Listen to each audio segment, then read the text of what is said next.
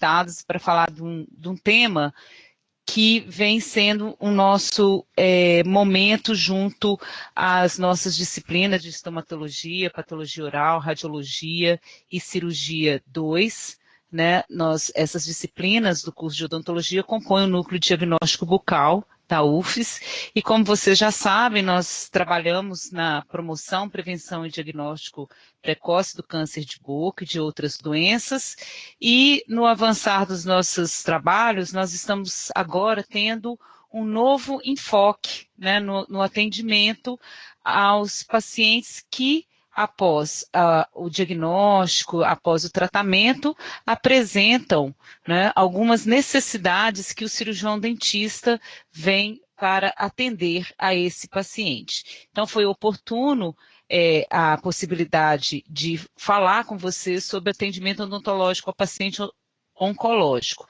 É uma experiência, nós estamos trazendo os nossos primeiros passos, mediante estudos na literatura, e nós vamos compartilhar aqui um trabalho de equipe do que nós estamos fazendo, o que nós estamos passando e o que vocês podem fazer aí, em cada um na sua unidade de saúde, no seu ambiente de trabalho, para atender a esse público. Bom, a primeira pergunta que vem a nós e também acaba correspondendo a essa solicitação, né, vinda de vocês que participam, né, da telesaúde, qual a demanda tem sido desse paciente oncológico no consultório odontológico. Então, do mesmo jeito que nós sentimos a necessidade de aprofundar nesse tema e de dar um atendimento melhor aos pacientes, eu sinto que vocês aí, cada um na sua região, cada um no seu ambiente de trabalho, vem sentindo essa necessidade e daí essa demanda, né, ser transformada numa orientação que nós estamos fazendo aqui, aprimorando a cada dia com os nossos pacientes, com os nossos trabalhos, com os nossos alunos de iniciação científica, principalmente que trabalham com esse tema, e passar isso para vocês vai ser passar essa experiência. Então, nós temos visto uma pergunta vem sendo trazida, né? A demanda desse paciente no nosso ambiente de trabalho. Qual está sendo essa demanda junto de vocês? Né? Bom, o que nós podemos esperar? Nós podemos esperar uma demanda cada vez maior. Isso se baseia, né, nas estatísticas do câncer. E quando nós falamos de atendimento odontológico a paciente oncológico, nós não estamos referindo apenas aos pacientes que tiveram um câncer de boca. Nós fazemos esse atendimento a qualquer paciente que teve ou tem, ou está em acompanhamento de um câncer, seja em qualquer área do organismo, que vem recebendo um tipo de tratamento que temos a quimioterapia, a radioterapia associado, e no caso dos pacientes que tiveram o câncer de boca, também a cirurgia vem sendo mais uma modalidade. Então, na verdade, nós temos uma população que passa por vários tipos de câncer, vários tipos de tratamento oncoterápico, que nós determinamos dessa forma, e que requer um cuidado em função dos efeitos colaterais desse tratamento. Então, nós vimos a estatística, né, trazida pelo INCA de casos, né, nós podemos estimar, né, foi estimado para 2016, são os dados mais recentes do INCA, que o total de neoplasias que nós vamos ter no Brasil é de quase 300 mil casos, né, que vão receber um tipo de tratamento que vai gerar um efeito colateral em qualquer área do organismo, mas a cavidade bucal é um sítio onde nós temos esses efeitos colaterais e nós, como profissionais de saúde, devemos estar preparados para esse tipo de atendimento. Então, quando nós olhamos as estatísticas, né, nós vimos que essa demanda, ela tende a aumentar. Bom, esse paciente oncológico, ele apresenta características que são desde características físicas trazidas pela própria doença, como características e aspectos emocionais, psicossomáticos, psicológicos, que acabam condizendo com um momento de debilidade do paciente. É uma debilidade física, mas é uma debilidade também emocional, que acaba requerendo do profissional muito além do tratamento técnico. Exige, nesse momento, um grande fator de humanidade ao tratar com esses pacientes. Devemos, né, ter um controle nas nossas emoções, porque nós vamos ouvir todos os tipos de relatos, não só da dor física, como outras dores que vêm associadas. Então, essa demanda, ela é cada vez maior, e aí nós vamos colocar qual o papel do cirurgião dentista diante desse paciente oncológico. Bom, vimos que esse paciente, seja em qual área ele tenha esse câncer, ou está vivenciando, ou está em tratamento, ou já passou por um tratamento, ele tem a possibilidade de ser tratado por 3 tipos de modalidades, sejam elas isoladas, sejam elas associadas. Então, nós temos as cirurgias, as radioterapias e quimioterapias isoladas ou compartilhadas. As cirurgias, para nós, quando na região de cabeça e pescoço, vai trazer efeitos, mas os efeitos na cavidade bucal, pela radioterapia e quimioterapia, vai advir de qualquer outro tipo de tumor. E, em especial, para os tumores de cabeça e pescoço, onde a radioterapia é feita localmente na região de trabalho do cirurgião dentista. Então, quando nós estamos analisando um paciente oncológico, nós precisamos primeiro determinar qual tipo de tratamento ele submeter ou vai submeter para que a gente possa dar a nossa assistência. Então, nós sabemos, né, que o tratamento oncoterápico, ele traz sequelas. Essas sequelas podem ser provisórias ou permanentes. Muitas vezes esses efeitos colaterais podem contribuir com um momento de parada do próprio tratamento oncológico, devido às debilidades que geram esse paciente, gerando um retardo no tratamento que pode contribuir com o prognóstico pior do paciente, por isso a necessidade dessa assistência, para que ele possa dar continuidade ao seu tratamento. É um tratamento longo, que pode variar de 12 a 740 dias, em média. Então, o paciente passa por um longo tempo de tratamento e isso coloca os profissionais próximo desse paciente. A abordagem, como todo mundo conhece, ou já vivenciou em família, ou amigos, ou próprios pacientes, é uma abordagem multidisciplinar. Né? E nessa equipe multidisciplinar, o cirurgião dentista ele é fundamental. E nessas abordagens, nós vimos a importância não só da inserção do cirurgião dentista no atendimento a esse paciente, como para que esse atendimento seja feito no início do tratamento. Então, o ideal, nós vamos discutir isso ao longo da nossa palestra, é essa inserção mais próxima e mais precoce junto ao tratamento oncoterápico. E nós vamos ver o porquê de uma abordagem antes, durante e depois do tratamento desse paciente. E aí isso responde, né? Que momento que eu devo abordar o meu paciente? Em que momento o cirurgião dentista entra nessa equipe? Então, como foi falado anteriormente, tanto o tratamento oncológico apresenta uma interferência na cavidade bucal, como a cavidade bucal pode interferir no tratamento oncológico. Então, o ideal é que nós façamos essa abordagem antes do início do tratamento oncológico. Bom, nós sabemos que isso não é uma realidade para nós, são poucos os que podem ter essa oportunidade de atender o paciente antes, preparar o paciente para que ele receba o tratamento oncoterápico.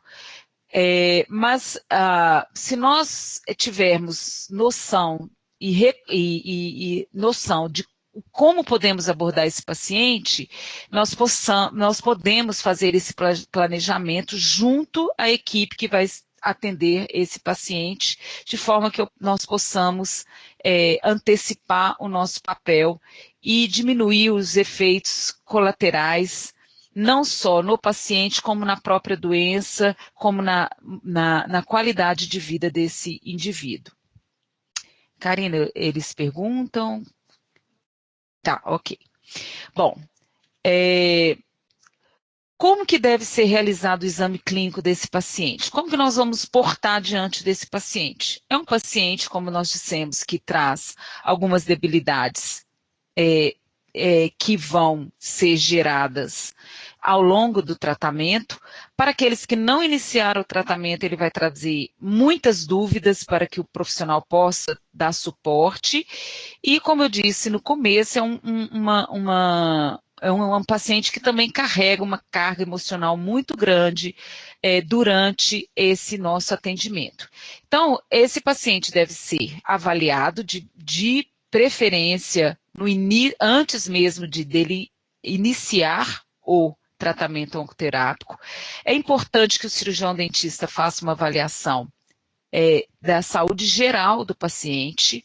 Essa avaliação da saúde geral, ela diz respeito à condição do paciente, a condição da doença que ele tem, o tipo de neoplasia, o estadiamento clínico dessa neoplasia. Para isso, uma comunicação constante com o profissional que está atendendo esse paciente na área oncológica deve ser realizada. Então, nós temos que estar conectados com os profissionais que atendem esse paciente para que eu tenha uma visão da saúde geral.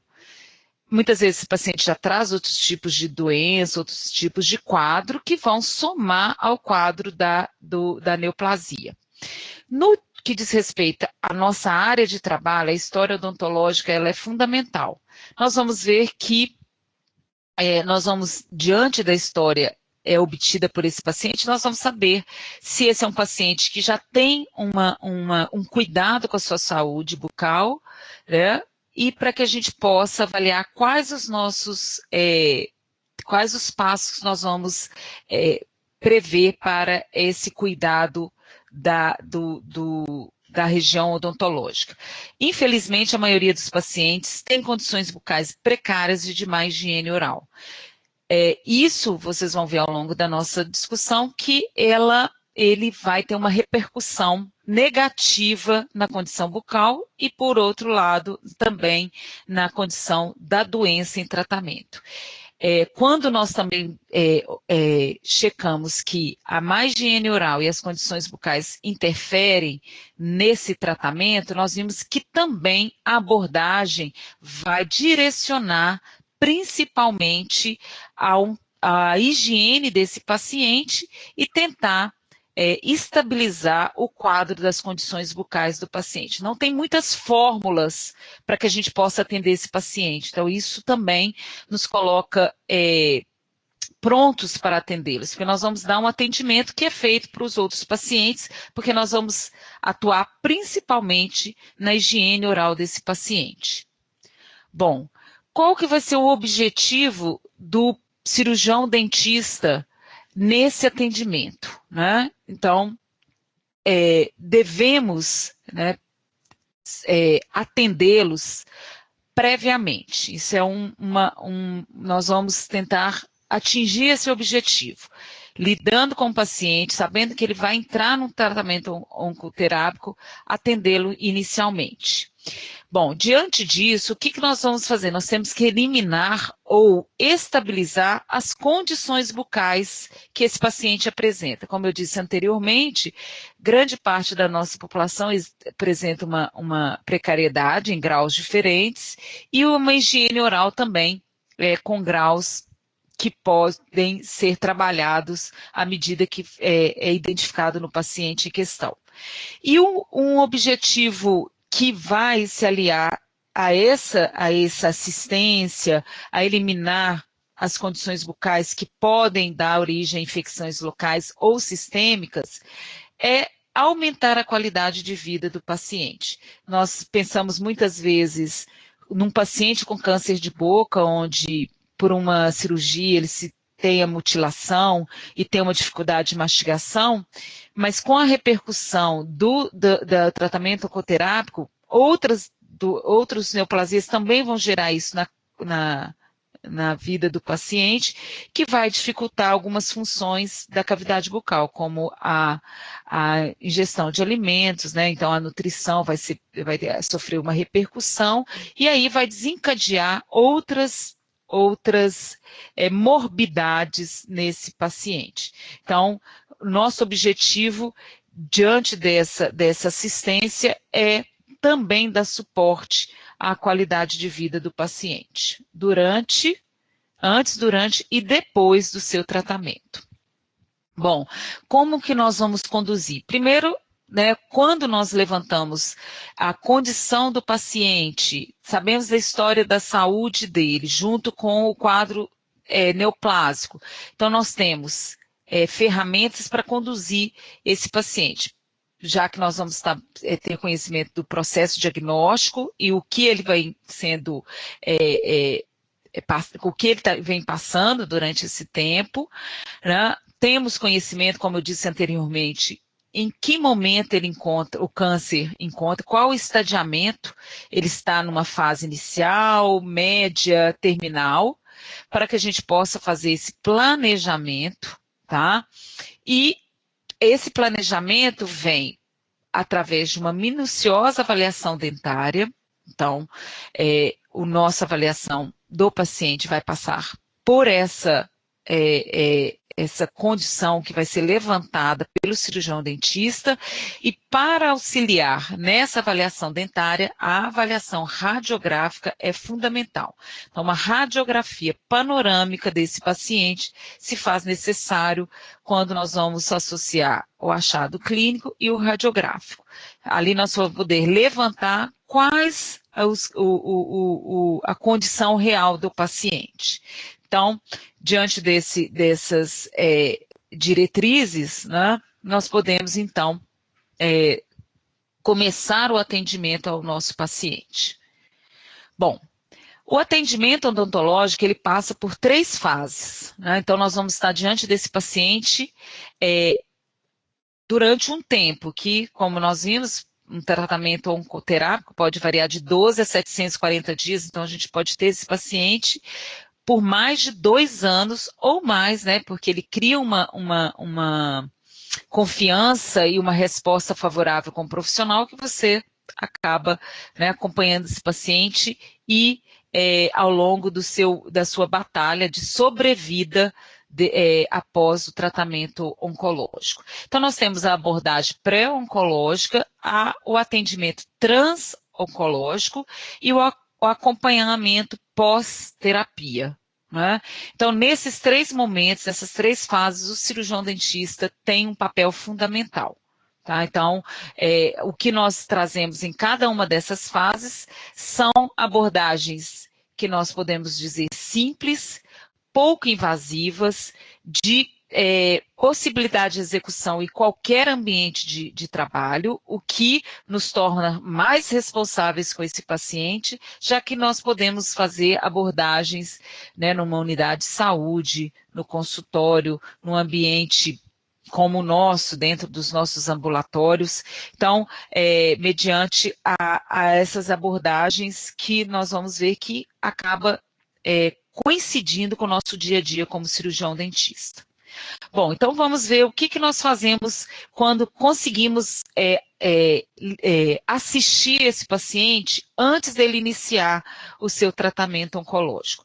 Então, é uma abordagem complexa, eu não vou trabalhar sozinha, nós vamos ter nesse grupo, né, nós vamos ter um psicólogo, um nutricionista, um assistente social, o oncologista, o cabeça e pescoço. Então, é uma abordagem onde inclui cirurgião dentista. E o que nós vamos fazer? Nós vamos, já que ele vai ter um longo tempo de tratamento, nós vamos ter que prevenir a possibilidade de uma intercorrência na cavidade bucal. Como? Eliminando possíveis focos odontogênicos. Esse é um grande papel que elimina uma interferência local e uma interferência sistêmica, já que nós sabemos que o nosso complexo maxilomandibular ele está conectado ao restante do organismo. Então, um foco odontogênico de origem periapical, por exemplo, ele pode, né, levar micro-organismos para outras áreas no momento de grande debilidade desse paciente, principalmente se ele tiver em tratamento de quimioterapia e a radioterapia quando na região de cabeça e pescoço, tá? Se nós listarmos o número de neoplasias que utilizam quimioterapia, nós vamos ver o quanto essa possibilidade de termos um foco odontogênico, né, interferindo na evolução dessa doença. Bom, e aí vem o primeiro momento, né, nós fizemos uma avaliação minuciosa do paciente, uma avaliação dentária, associada à avaliação radiográfica. E ali nós vamos ter que ter frieza no momento de avaliar. São dentes que têm possibilidade de restaurar? Tem que fazer um aumento de coroa para fazer um núcleo para um futuro, uma futura coroa, é preciso fazer uma movimentação ortodôntica para que haja espaço para essa colocação. O paciente não tem tempo para esse tipo de tratamento longo.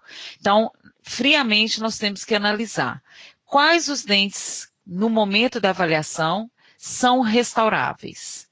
Né? São restaurações fáceis, com um ionômero, com amálgama, com uma resina, ou são restaurações que requer passos, requer uma abordagem protética?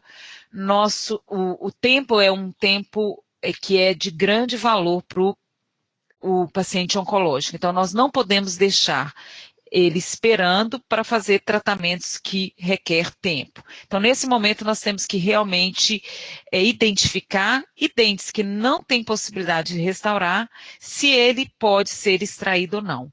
E o momento de extrair também é na abordagem pré-oncológica, né? Nós já sabemos, isso é um fato que nós vamos mostrar mais adiante, mas dentes que vão necessitar de uma extração posterior vão também ter que ser postergados, já que uma vez que o paciente passa por uma radiação nessa região, ele também vai estar,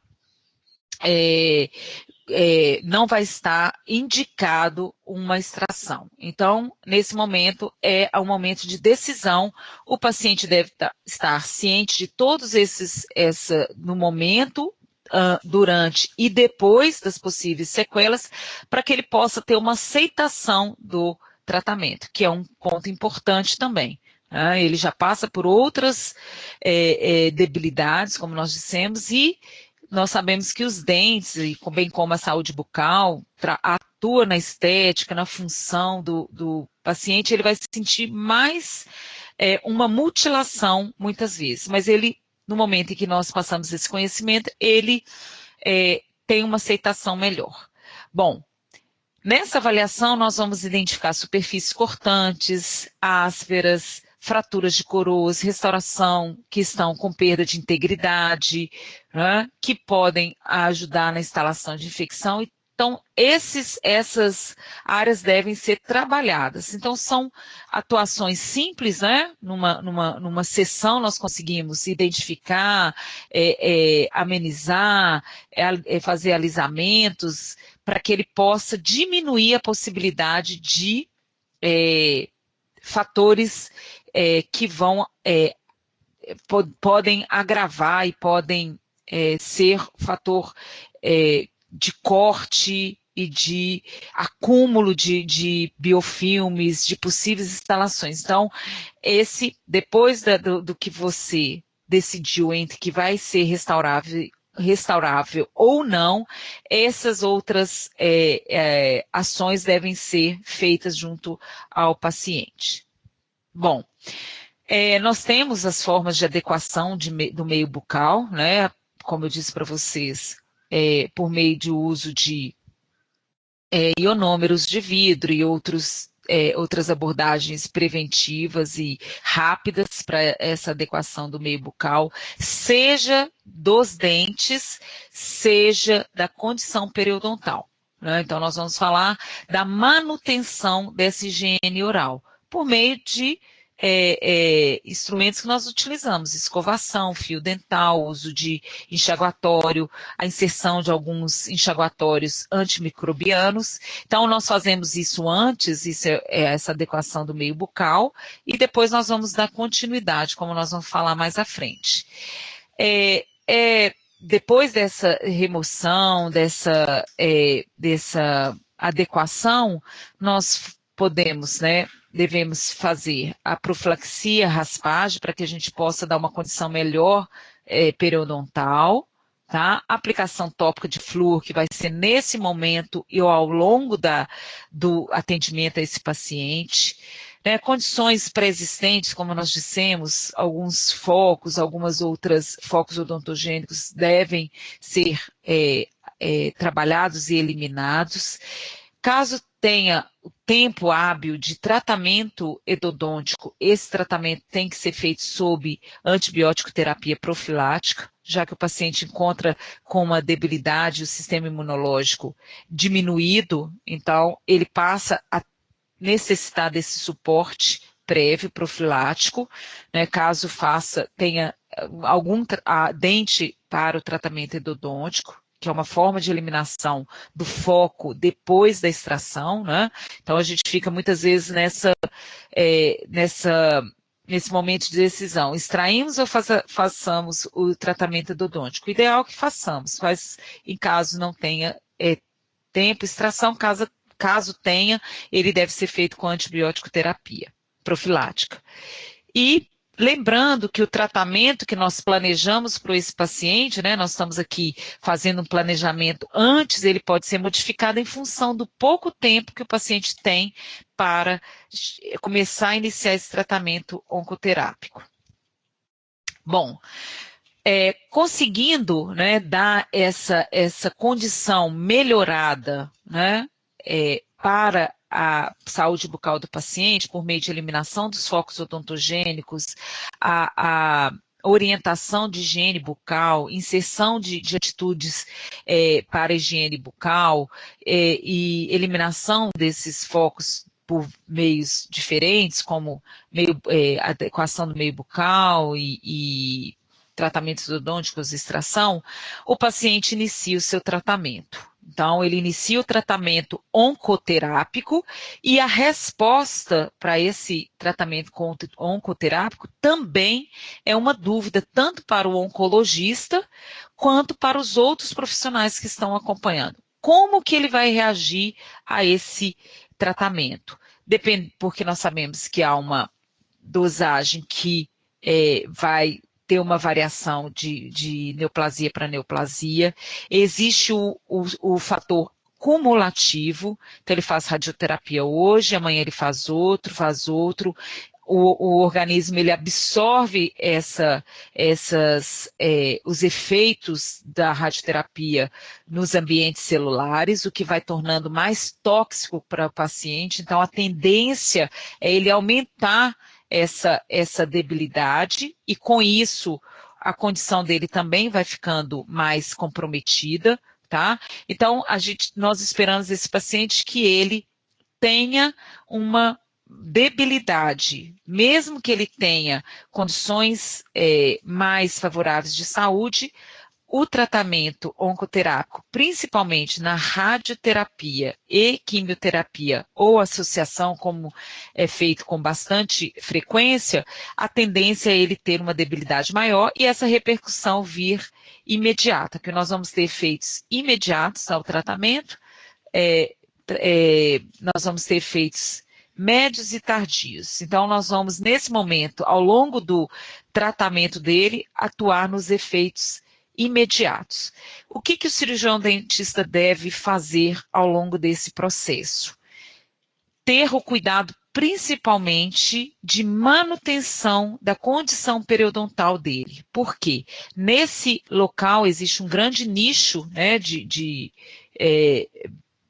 bactérias e outros micro-organismos que vão ter uma maior probabilidade de infecção, e como o quadro hematológico tem um comprometimento por causa da própria quimioterapia, a possibilidade de sangramento nessa região, ela vai ser aumentada. Então, nós temos que manter esse paciente com profilaxias regulares, tá? O nosso atendimento a esse paciente vai ser muito mais próximo, com episódios mais curtos, né? Então, nós vamos atender esse paciente com uma regularidade, algumas vezes de 15 em 15 dias, de 1 mês, de 2 meses, enquanto ele está em tratamento. O que nós temos que evitar? Nós já lá na abordagem inicial, nós já orientamos a sua manutenção de higiene oral, que nós vamos ver que tem uma grande repercussão na saúde periodontal. Além disso, o cirurgião dentista entra fazendo profilaxia para que ele possa eliminar essa possibilidade a mais de infecção, lembrando, né, de que se o periodonto estiver comprometido, a possibilidade de sangramento é maior, por isso mais uma necessidade de avaliação regular periodontal. Bom, existe uma cartilha que está liberada na internet, né? É da MASC. A MASC é um grupo de profissionais que estudam, né, o suporte suporte da cavidade bucal, principalmente, no suporte de pacientes oncológicos de qualquer área, e especificamente para a equipe odontológica, ele tem algumas orientações. Eu estou passando para vocês aí na tela, mas vocês conseguem acessar, é uma cartilha maior, ela já está até em português, para que vocês possam orientar os seus pacientes. E quando vocês vão checar os cuidados que são recomendados e sugeridos, são, como eu disse anteriormente, vão ser direcionados principalmente ao cuidado da higiene do paciente. Então, na abordagem inicial, nós já passamos esses cuidados para os pacientes, e durante o tratamento nós vamos estar atento aos cuidados que esse paciente está tendo, como o uso do fio dental, a escovação dentária, né?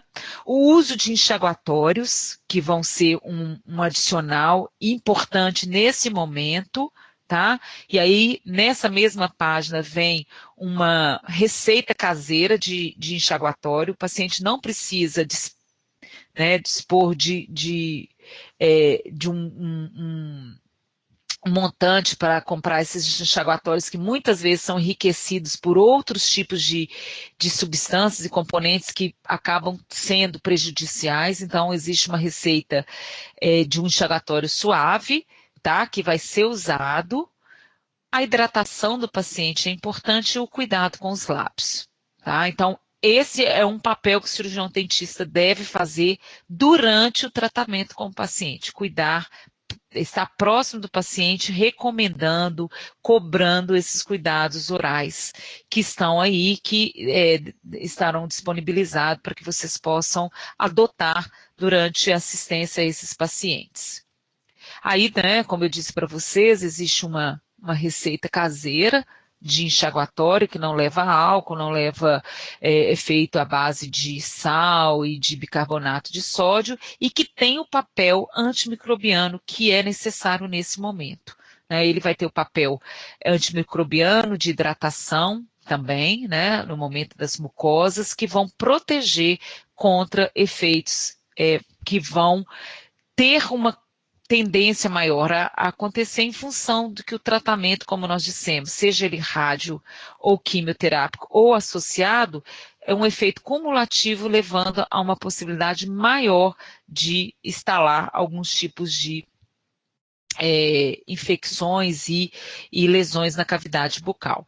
Para os pacientes usuários de prótese dentária também, né, são recomendados a remoção, a limpeza, a higiene. Mais uma vez, a higiene oral, ela é um foco, né, que nós devemos persistir junto dos pacientes. Nós vimos na avaliação de alguns pacientes, o quanto a presença da placa dentária, o biofilme, atinge e agrava esse quadro na cavidade bucal, tá? Então, esses cuidados orais, eles também estão disponibilizados no site da SOBEP, que é a Sociedade Brasileira de Estomatologia e Patologia Oral, podendo ter acesso, né? Esses guidelines, eles são vistos em inglês, mas aqui nós já temos ele em português, e aí vocês vão ver que outras recomendações vão ser faladas também.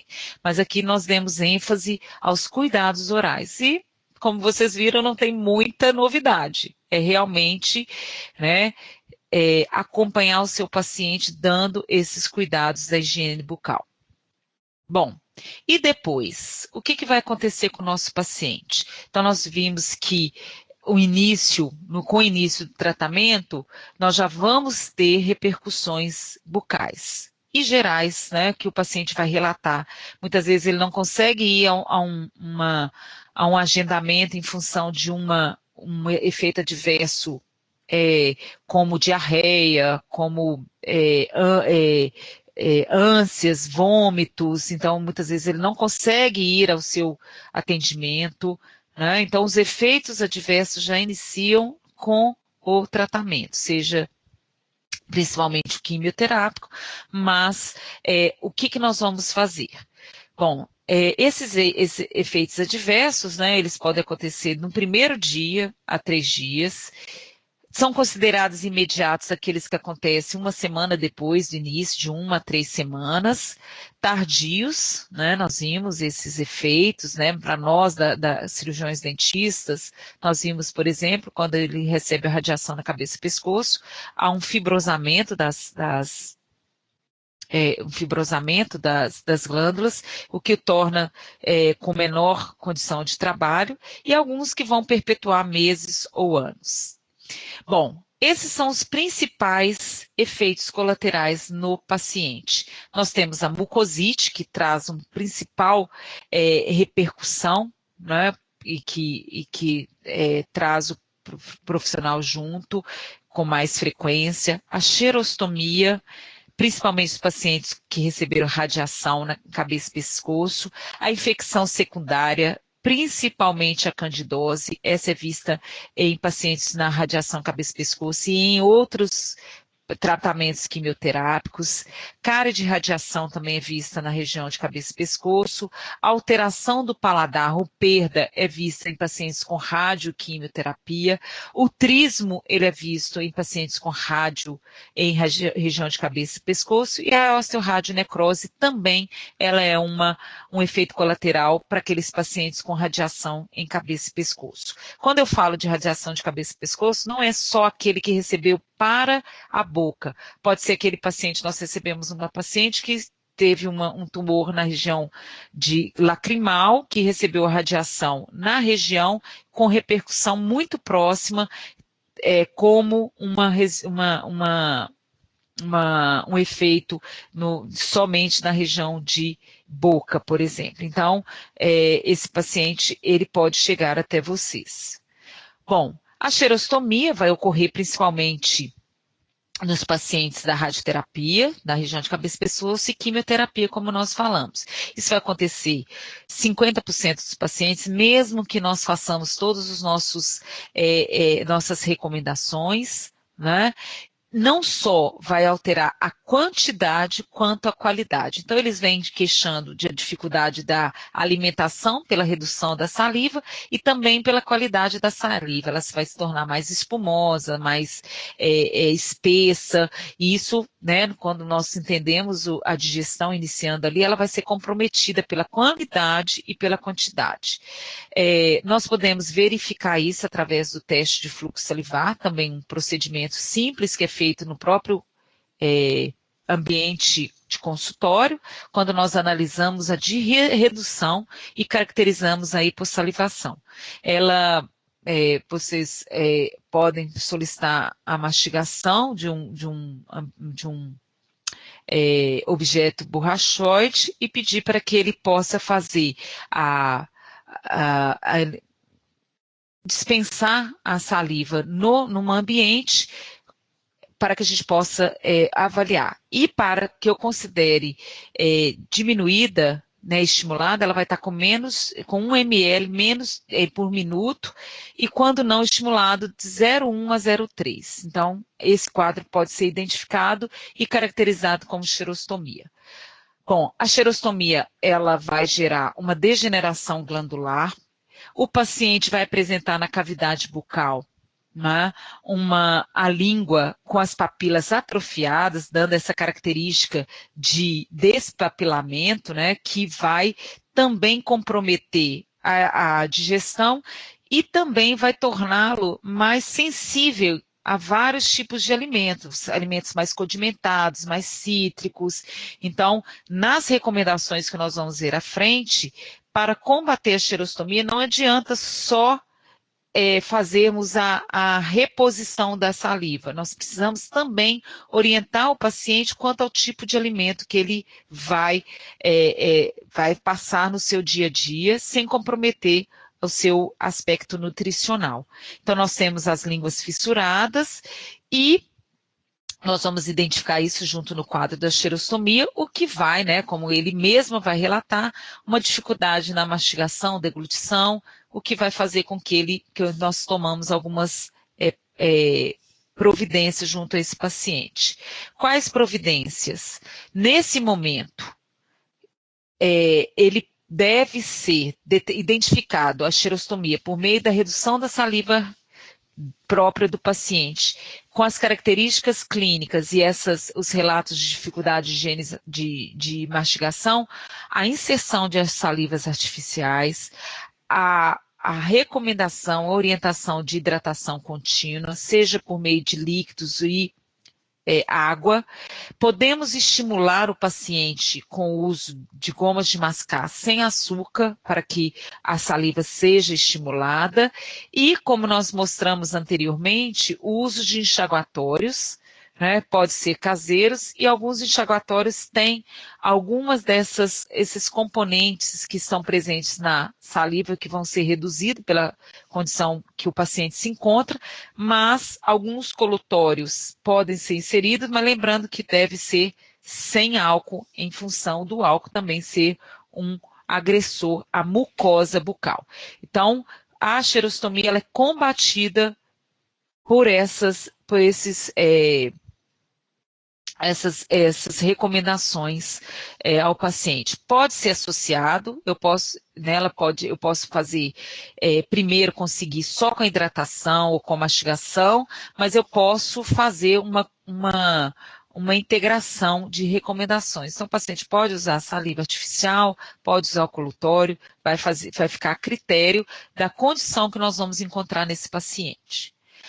Bom, esse é um ponto crítico na saúde do paciente. Ele não atinge só a cavidade bucal, a mucosite, mas ele atinge a condição geral do paciente, porque os quadros de mucosite, elas podem se agravar, comprometendo esse paciente nas suas funções principais, e comprometendo também a sua condição nutricional.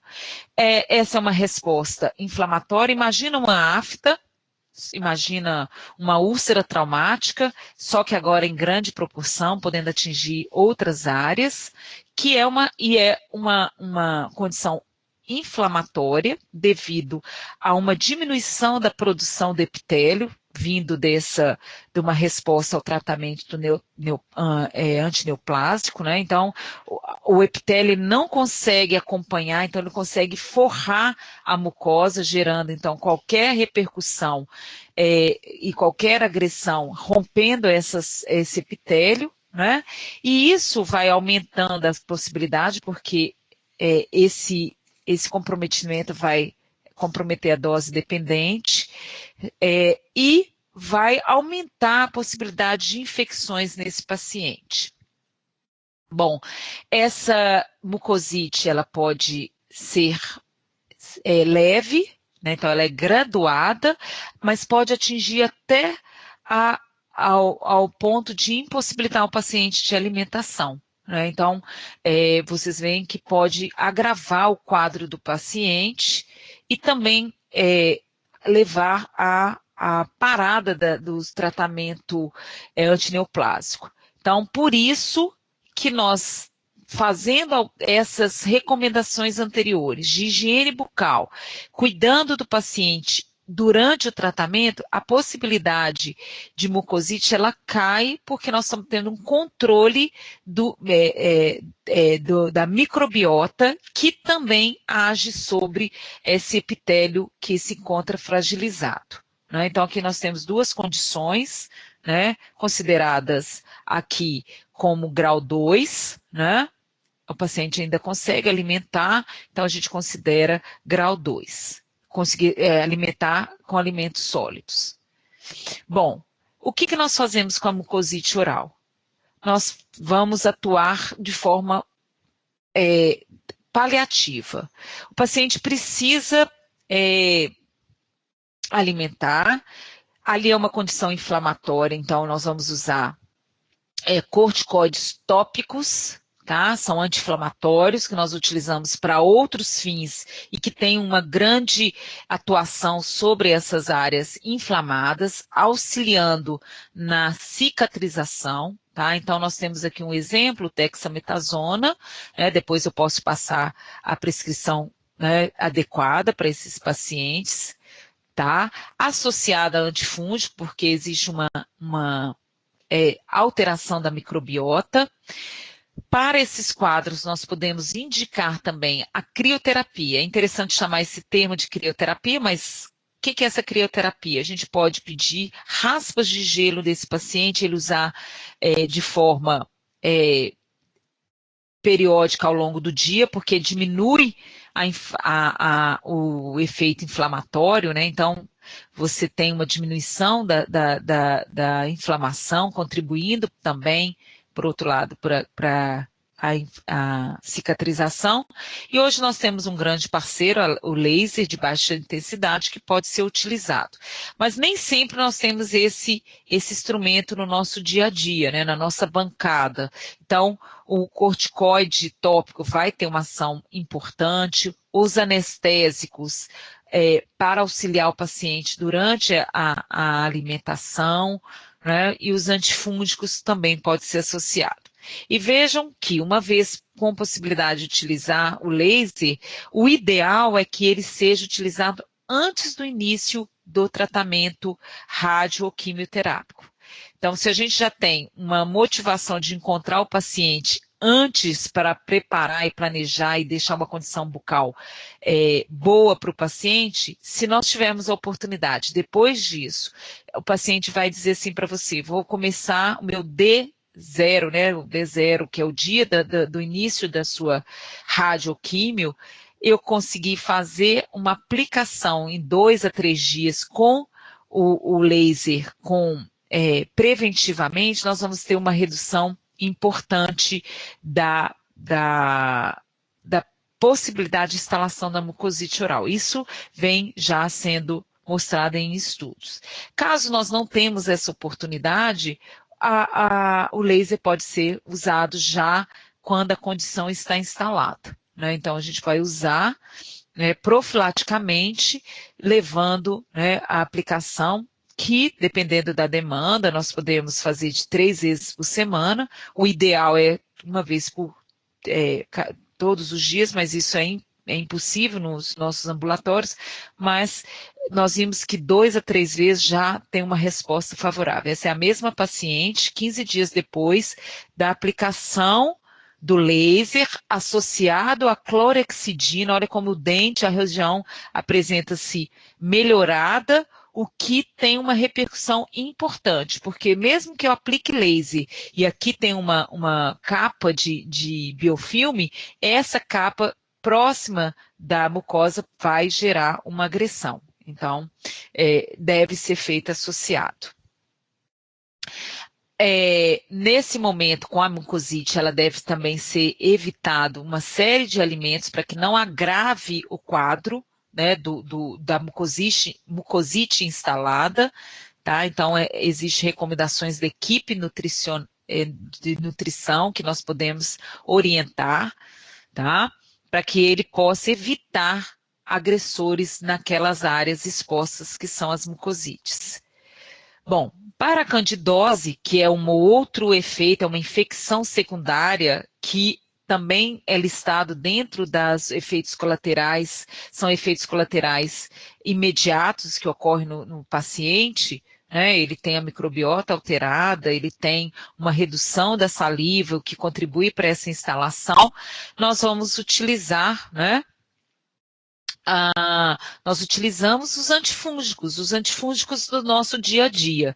Nós podemos usar nistatina, com a mesma posologia que é feita para qualquer outro tipo de candidose, né? Mas é necessário que seja de 4 a 6 vezes por dia, por 10 dias.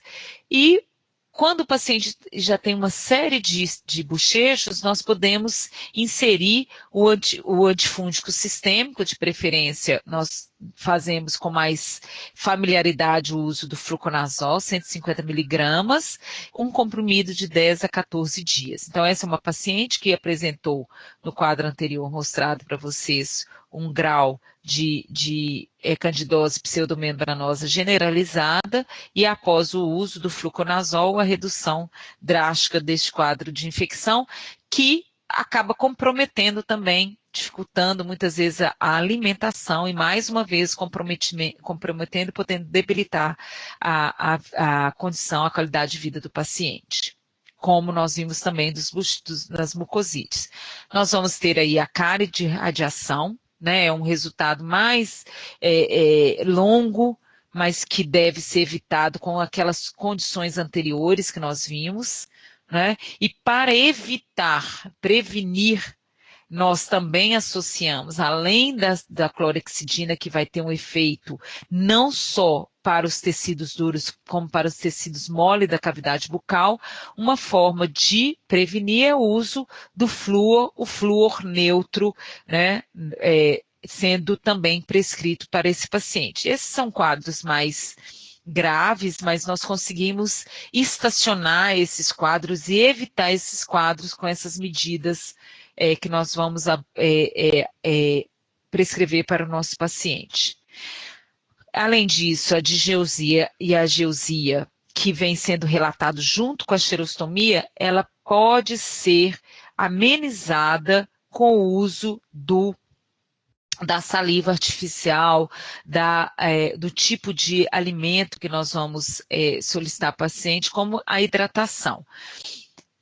O que pode muitas vezes alterar essa digeusia ou geusia é que, como há um raio maior de aplicação da radiação, pode comprometer a mucosa olfatória, que, por sua vez, compromete o paladar, né? Nós começamos a nossa alimentação pelo cheiro. Então, às vezes, a gente fica tentando tratar a boca, mas a mucosa também está em processo de perda e vai precisar de um tempo para que ela possa voltar ao normal. Então, o que nós podemos amenizar? Com a saliva artificial, que contribui para a redução dessa digeusia quando transitória. Quando permanente, aí nós devemos atuar de outra forma.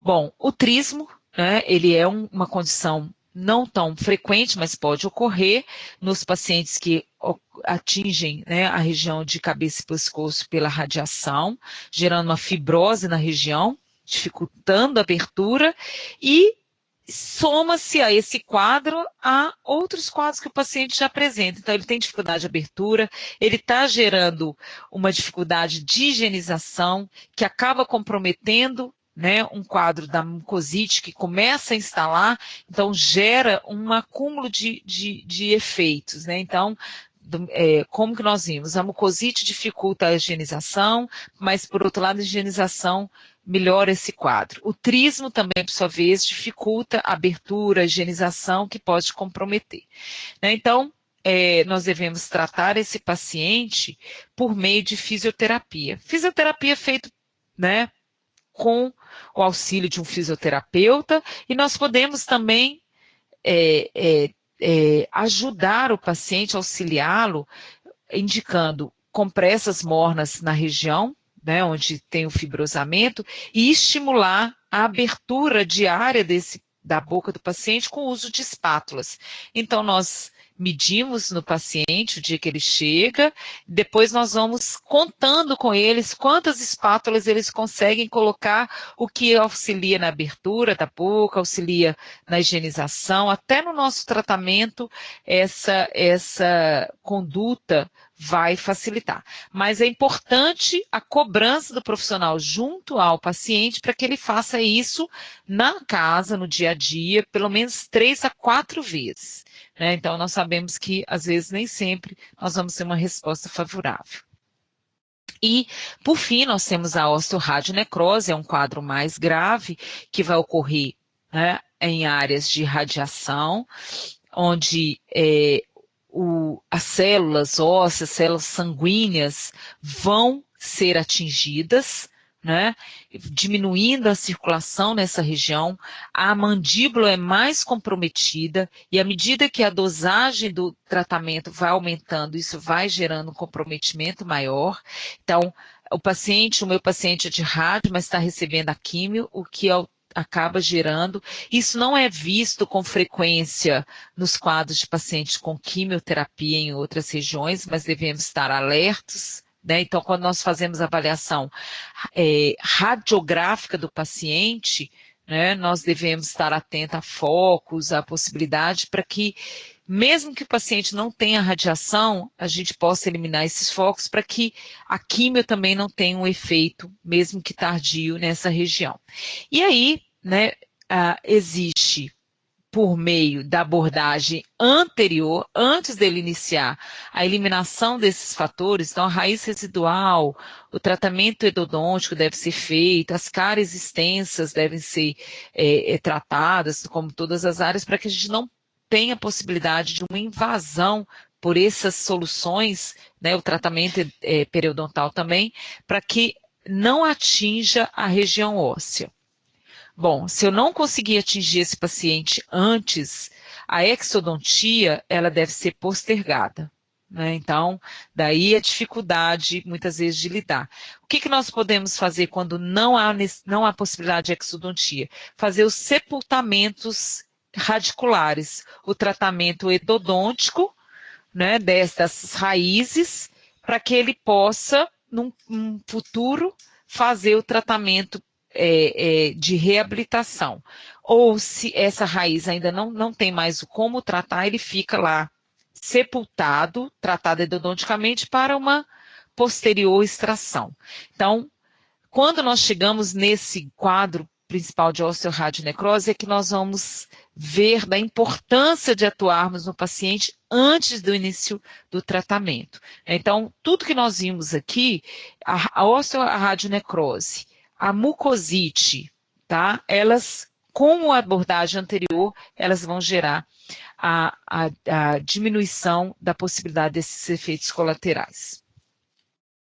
Bom, então aqui nós vemos, né, clinicamente uma raiz como ela é vista aqui no seu, já com o quadro de osteoradionecrose. Bom, é um tratamento que requer um arsenal caro, porque a osteoradionecrose ela é tratada mais eficaz com a hiperoxigenação dentro das câmaras hiperbáricas, que aumenta a oxigenação, né, que circulante, gerando uma neoformação que vai auxiliar na cicatrização e na atividade fibroblástica. Tem um custo caro, tem uma dificuldade né, principalmente na rede, nós temos poucos locais, mas então nós devemos evitar esse custo maior e essa debilidade maior para o nosso paciente. Bom, então nós podemos, né, finalizar deixando, né, dentro daquelas recomendações, como vocês viram, que são recomendações que nós fazemos no dia a dia para quadros diferentes do paciente, mas que vai ser somado a esse novo quadro de radioquimioterapia, que o tratamento odontológico idealmente seja feito antes, ou o que conseguirmos agir antes dele iniciar o tratamento. Devemos priorizar os fatores que podem gerar essas complicações, como nós vimos, superfícies cortantes, infecções odontogênicas, focos. Quando o quadro agudo está instalado, nós temos uma intervenção, e essa intervenção, de preferência, esteja em acompanhamento médico, né, porque não é uma repercussão local da boca, é uma repercussão do quadro geral do paciente. E o que nos motiva, né, inserir, aprender que o tratamento odontológico ele vai ter uma repercussão grande na qualidade de vida do paciente e que vai permitir a continuidade do tratamento oncológico e depois na superação, né, quando finaliza o tratamento oncológico e no acompanhamento para possíveis efeitos colaterais, de modo a dar a melhor qualidade de vida para esse paciente. Bom, eu me coloco à disposição aqui.